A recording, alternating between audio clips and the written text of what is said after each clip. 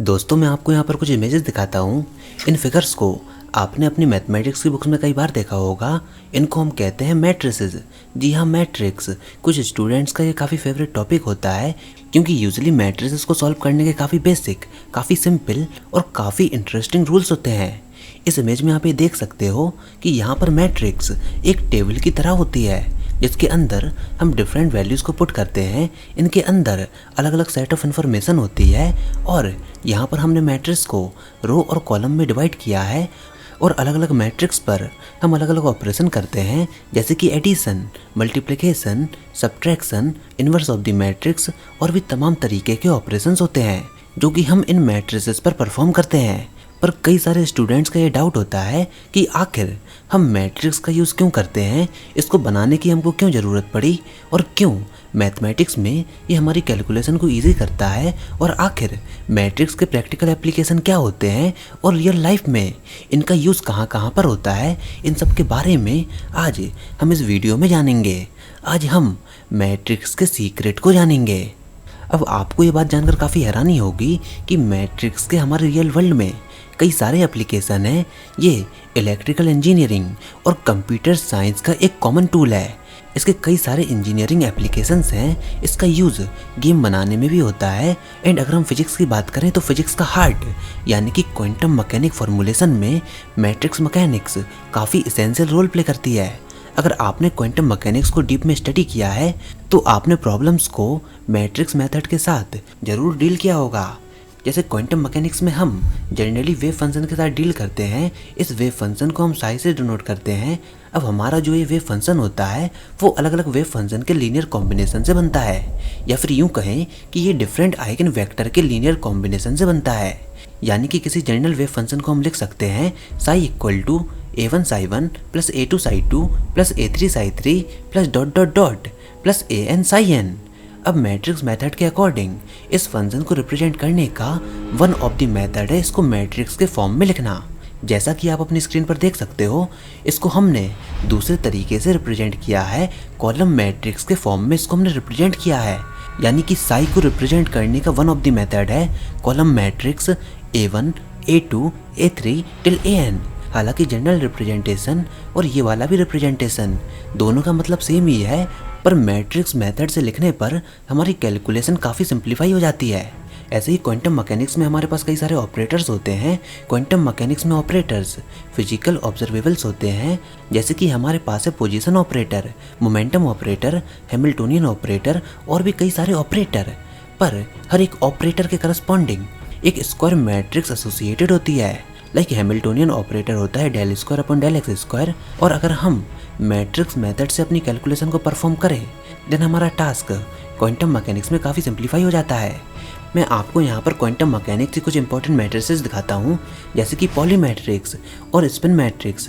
इसी तरह से अगर आप मैट्रिक्स का इम्प्लीमेंटेशन क्वांटम मैकेनिक्स में और डिटेल में जानना चाहते हो तो इसके लिए आपको क्वांटम मैकेनिक्स के मैट्रिक्स फॉर्मूलेशन को समझना होगा। आपको मैट्रिक्स मेथड को जानना होगा जिसको हाइजेनबर्ग ने इन्वेंट किया था। अगर आप मैट्रिक्स मैकेनिक्स फॉर्मूलेशन के बारे में जानना चाहते हो तो ये मैट्रिक्स का एक अलग ही टॉपिक है जिसको हम किसी डिफरेंट वीडियो में कवर करेंगे। अब देखिए, मैट्रिक्स के अंदर जो हम नंबर को लिखते हैं वो असल में डेटा को रिप्रेजेंट करता है, या फिर वो नंबर मैथमेटिकल इक्वेशन को रिप्रेजेंट करते हैं। इंजीनियरिंग एप्लीकेशन में जब आप मैट्रिसेस को मल्टीप्लाई करते हो तो आपको कॉम्प्लिकेटेड कैलकुलेशंस के काफ़ी अच्छे अप्रॉक्सीमेटली रिजल्ट देखने को मिलते हैं। दरअसल matrix originally system of linear equation को सॉल्व करने के लिए बनाया गया था।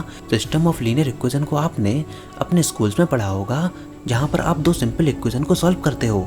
लीनियर इक्वेशन में कोई भी स्क्वायर टर्म नहीं होता, इसी कारण लीनियर इक्वेशन का ग्राफ हमेशा स्ट्रेट लाइन होता है। जैसे इस इक्वेशन को देखिए, x minus 2y equal to 0। अब ये जो लीनियर इक्वेशन है इसके इनफाइनाइट नंबर ऑफ सॉल्यूशंस हैं। मतलब अगर आप x और y की वैल्यू को चेंज करो देन ये इक्वेशन स्ट्रेट लाइन को रिप्रेजेंट करती है, जो कि कुछ पॉइंट से पास होते हैं। और हमारी इक्वेशन के केस में वो पॉइंट हैं 0,0, 2,1, 4,2 एंड ऐसे ही कई सारे पॉइंट।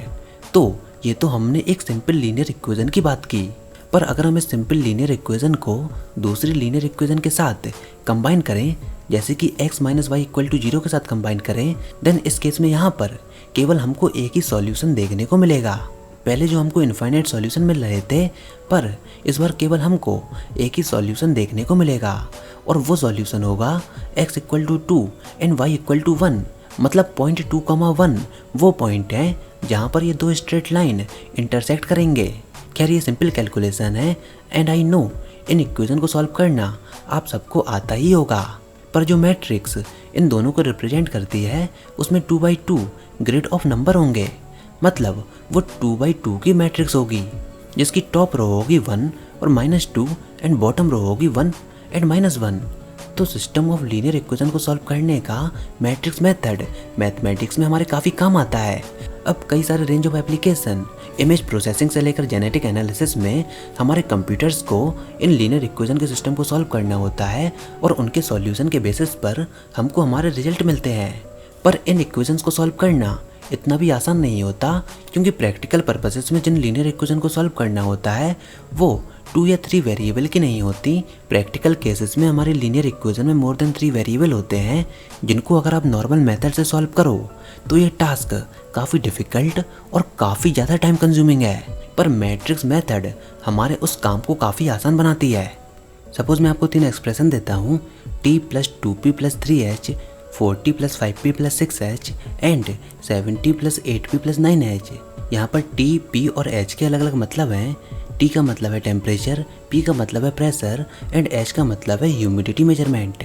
इनको हम मैट्रिक्स के 3 रोज के फॉर्म में रिप्रेजेंट कर सकते हैं, 1 2 3 4 5 6 एंड 7 8 9।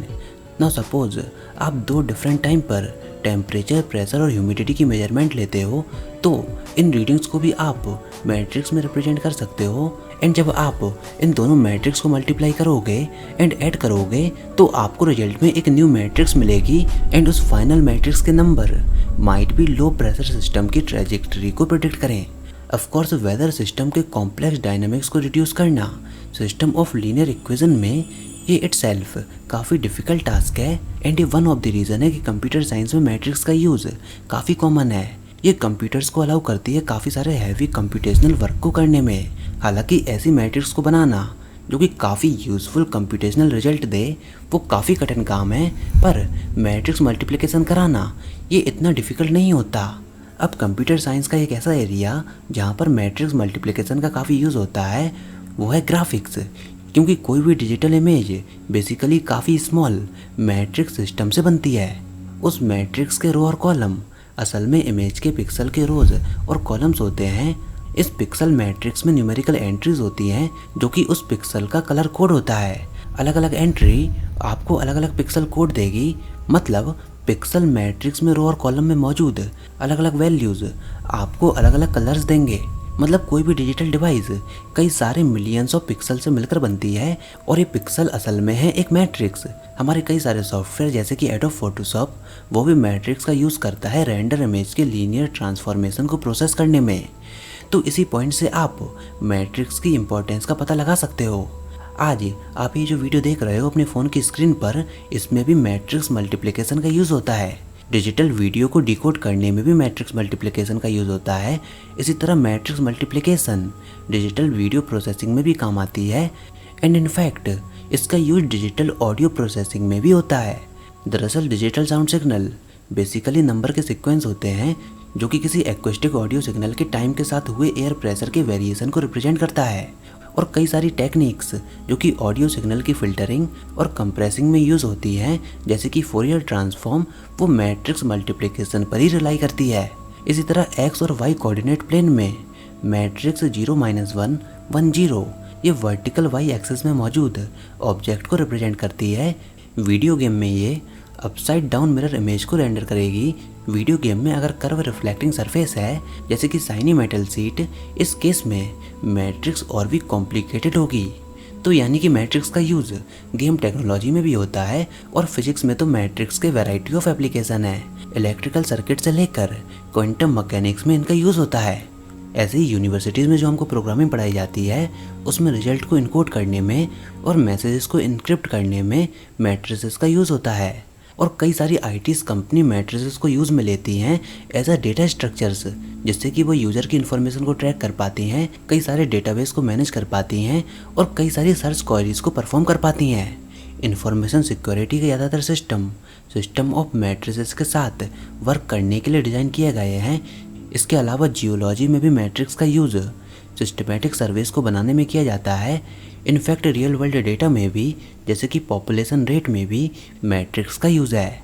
इकोनॉमिक्स में भी लार्ज मैट्रिसेस प्रॉब्लम की ऑप्टिमाइजेशन में काम आती हैं। तो हम ये कह सकते हैं कि मैट्रिसेस के वैरायटी ऑफ एप्लीकेशन है।